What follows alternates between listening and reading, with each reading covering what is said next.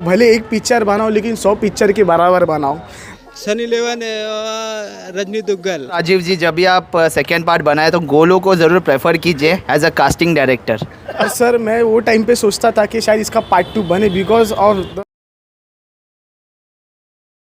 Hello one मानी विजय, welcome to Bollywood प्रेमी। दोस्तों, एक पिक्चर आई थी 2016 में जिसमें सनी लियोन और रजनीश दुग्गल ये स्टारकास्ट हमको देखने मिली थी। नाम था पिक्चर का Beiimaan love, directed and produced by Rajeev Chaudhary.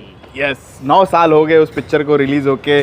और हमारे आज मुंबई के 3 इडियट्स हमको दिख रहे फ्रेम में। गोलू, विघ्नेश, समृद्ध। इस पिक्चर पे थोड़ी बातें करेंगे कि इनको ये फिल्म कैसी लगी थी। 2016 में कितने साल के थे ये जब सनी हमारे इंडस्ट्री में आई थी, और राजीव चौधरी ने किस तरह की पिक्चर बनाई थी। शुरुआत हम करेंगे हमारे गोलू से। गोलू, बेईमान लव कितने बार लव हुआ है तुमको, पहले वो बताओ। सर बहुत बार, और अभी भी कितने होता बार बेईमानी हुई है लव में? बहुत बार, वो तो अभी भी होती है और हर एक को देखता हूँ, मेरे को प्यार। टाइटल कितना जोरदार है भाई। जब जोरदार इतना था कि लग गया था सर वो उम्र में, लेकिन तब भी हम 18+ थे और आज भी 18+ हो चुके हैं।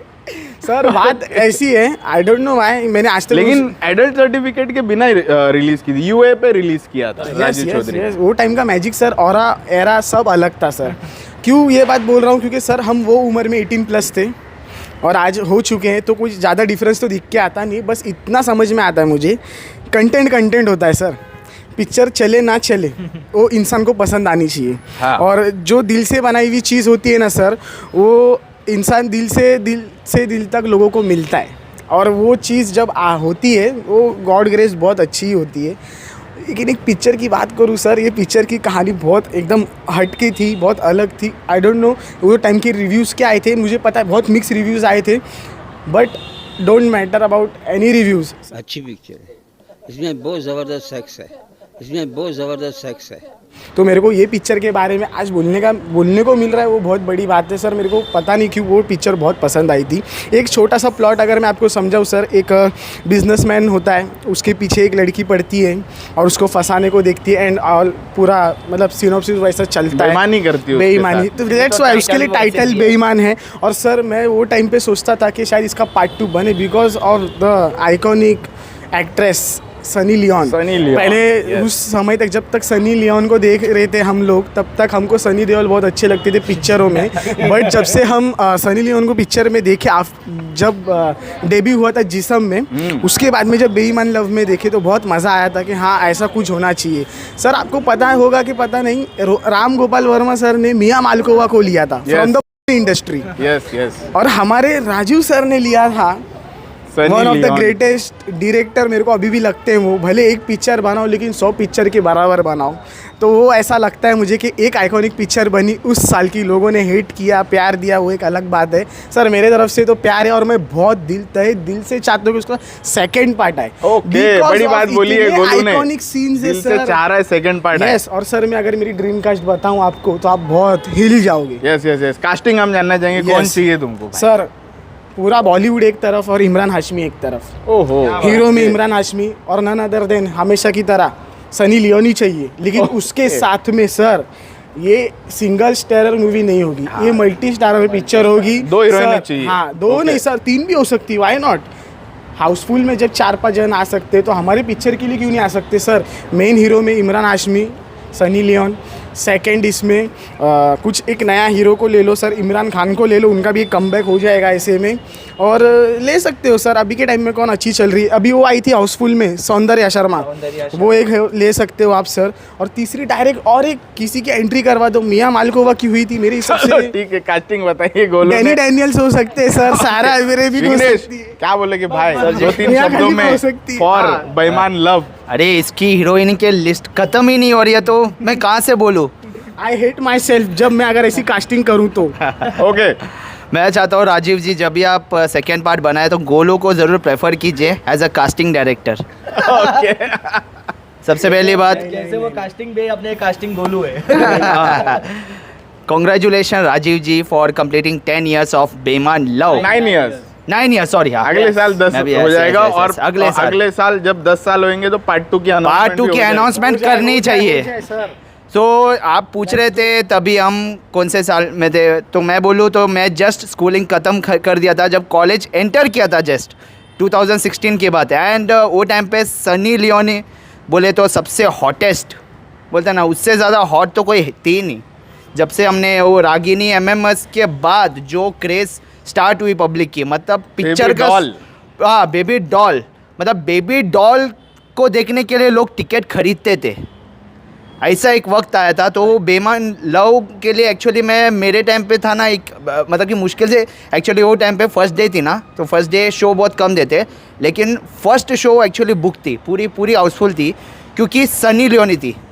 तो खास करके सनी लियोन को देखने के लिए लोग आए थे थिएटर में, पूरा मास अपील था। तो ये ऐसी मतलब कि ऐसी एडल्ट मूवी होने के बावजूद भी वो सर्टिफिकेट नहीं थी।